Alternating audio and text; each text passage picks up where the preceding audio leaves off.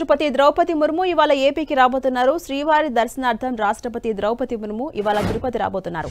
రేణుగుంట విమానాశ్రయం వద్ద ఆమెకు స్వాగతం పలికేందుకు గవర్నర్ రావాల్సి ఉన్న చివర్లో రద్దయింది. దీంతో ఎయిర్పోర్ట్లో హోంమంత్రి వంగలపూడి అనిత, కలెక్టర్ వెంకటేష్, ఇతరులు పద్మావతి అమ్మవారి ఆలయం దగ్గర దేవాదాయ శాఖ మంత్రి ఆనం రామనారాయణ రెడ్డి, టీటీడీ అధికారులు స్వాగతం పలకబోతున్నారు.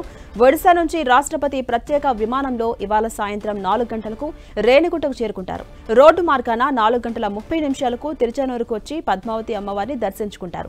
5 గంటల 20 నిమిషాలకు బయలుదేరి తిరుమలకు వెళ్లి పద్మావతి అతిథి గృహంలో బస చేస్తారు. రేపు ఉదయం 9 గంటల 20 నిమిషాలకు వరాహస్వామిని, ఆ తర్వాత శ్రీవారి ఆలయానికి చేరుకుని మూలమూర్తిని దర్శించుకుంటారు.